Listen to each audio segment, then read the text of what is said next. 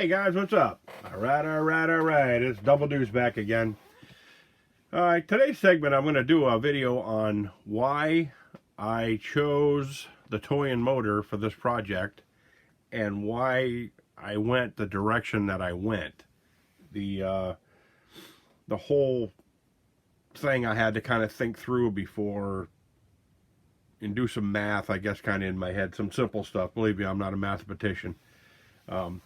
So what I did was I did a little research on the HDP 407. Okay, now here's your tranny for the HDP 407, and there's your motor, your little can 540.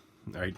So I looked at this and I said, boy, it'd be cool to put that TOYAN engine on this transmission. Okay. Two things held me up from doing that. One, it don't have reverse. And when you got a gas car, it's cool to have reverse. Not a mandatory thing. You know, the buggies never really had reverse, but and two is the gears are they're at it's kind of like slithered bronze or something they call it. It's kind of like all packed together and heated, and they break really easy. So I've broken teeth off the gears with this little 540 can motor and running a stock 7.4 volt battery.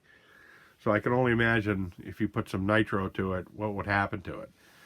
So anyways, I don't know if everybody knows or not, but the stock 27 turn motor does about 14,500 RPMs. The TOYAN motor does around 13,500 RPMs. So in my head, right off the get-go, I said, hey, you know what? It's going to be just almost as fast as the stock HDP 407. So then I said, you know, if I'm going to use something to build a scratch build, I like using things that are proven.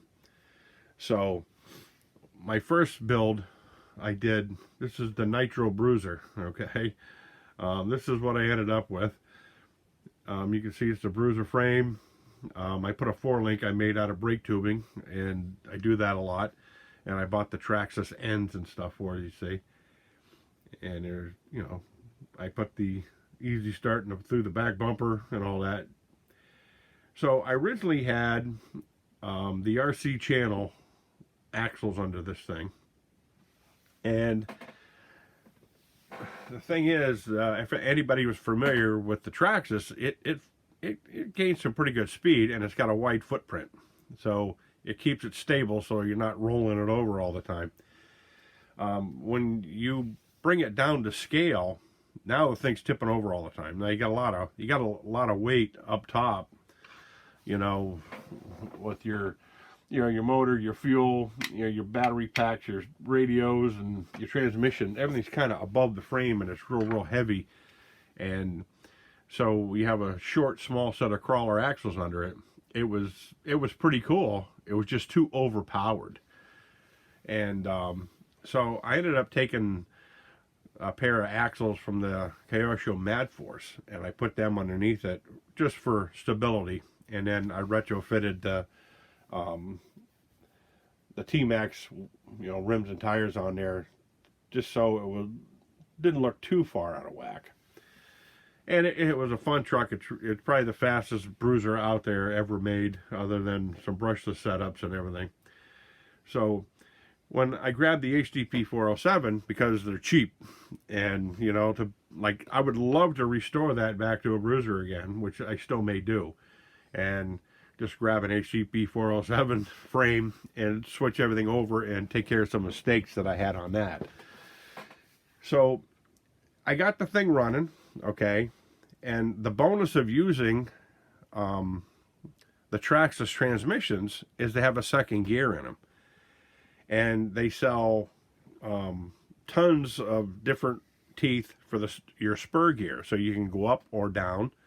So if you want to play with tire sizes, you're not stuck with one tire size only, because because of my gearing, I made a special gear for it or something, and you can't get it, okay? Where when I did the homework on the Revo, I seen they have all kinds of different spur gears for the Revo. They got the the slipper clutch eliminator kit, and where I wanted a slipper clutch with this thing because I'm taking a lot of power and putting it through the stock axles. So the slipper clutch was a bonus. The onboard disc brake on the back of the tranny was there.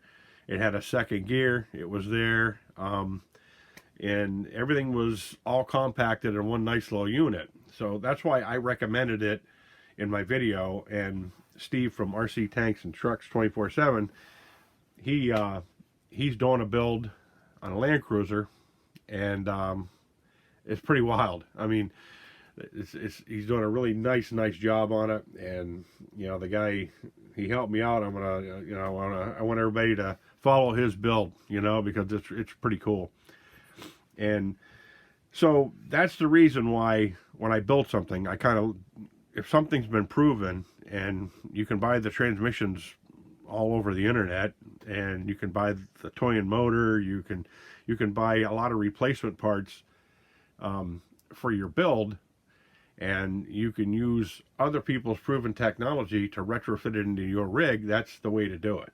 So, I mean, when you're building a one-off scratch build, it's really cool because it's one-off and all that. But unfortunately, you're limited to replacement parts unless you make them again yourself. So like I say, I would like to try someday down the road to hook up some kind of a gas motor to this tranny. But it's definitely the slipper clutch mod that I had made. The Tamiya slipper clutches, you can retrofit them to fit in them trannies. I burnt mine right out with a brushless system. The teeth are just too small on the slipper clutch itself. The fiber teeth, it just melts them right off. And so I had to go back to no slipper clutch. But once I come up with that and a reverse for one of these trannies, the gears in there, like I say, they're, I'm hoping down the road somebody will come up with a nice set of hardened, gears or brass gears or something for the thing. I have a funny feeling in the popularity of the truck they might. But so that's why I wanted to kind of give you guys an idea of why I chose certain things to build certain things. And when you build something, I've just winged things out of the seat of my pants with just stuff I had in my junk box sometimes. Other times I'll sit down and think it through, because if you're, putting money into a truck, okay, all said and done on this truck, I got just a little under $500, okay? And that's some things I paid too much for. So to go out and buy a gas truck of this scale, they'd probably whack you $600-700 easy, But if you could come up and make your own setup, and if you got stuff laying around, that's a bonus, And down the road, eventually, these 4-stroke motors are going to be all over the place for sale used, because it's not a racing motor, okay? It's not going to do 30,000 RPMs. This is a working motor, which is great for crawling. It's great for busting around the yard. With that Revo transmission, it's a little faster than the stock HGP 407 and Bruiser because it's got a second gear. You can adjust the thing to shift whenever you want. There's a lot of possibilities with that transmission. Is one of the reasons I got it. So for all you guys out there that want to see this thing, do wheelies and go crazy, this motor's not going to do that. Okay, it's more of a scale-looking engine. It'd be like you going out and buying a '79 Toyota pickup truck and expect that win an off-road rally. You're not going to do it, and you're not going to pull any wheelies at red lights, and if anything, you're going to break things when you take it out and tear it up. It's not a T-Max. The T-Max, it has no scale at all to it. You know what I mean? It's a truck to go out and bash with and have a great time. So you got to separate those things. So I'm kind of getting into the scale thing. I was not really into it that much. I was always into bashing, my rigs. You know what I mean? Like, and they end up looking like that when you're done with them. So you got a million of those in a box. I figured I'd slow it down a little bit, get a little scale going on here, and take it from there. So when for you guys, I want to see, hell on wheels. It ain't going to be hell on wheels. It's going to be fast. It's going to be fun, but it's going to be limited. And the reason is, like I say, because of the motor has half the RPMs, not even a quarter of the RPMs that this one has. So it's going to be a work motor and a scale motor, which they did a great job at making it look scale. They do have a V4 version of that motor too, and I would love to get one and put it in one of these, but it's like almost $2,000 for the motor. So it's a little kind of crazy overpriced right now, and it's out of my budget. Maybe someday I can work a deal with them, and they can sponsor me, and I'll come up with the builds if they supply some of the parts, and we could make some crazy things out there. But for now, I'm like everybody else. Everything comes out of our own pockets, and so we have to be good about what we buy and smart about it. So that's why I do these videos, so you guys don't waste your money on things that ain't gonna work. I just did a video tonight on clutches. Okay, clutches that don't work.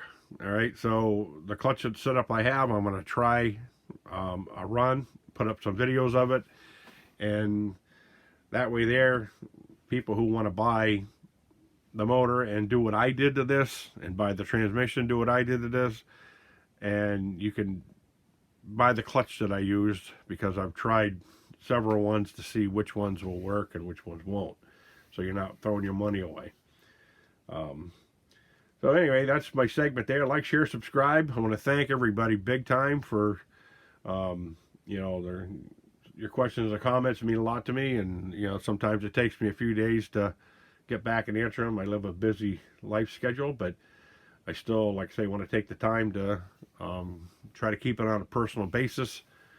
So, but anyway, like, share, subscribe, tell your friends, and have a good weekend, guys. Adios.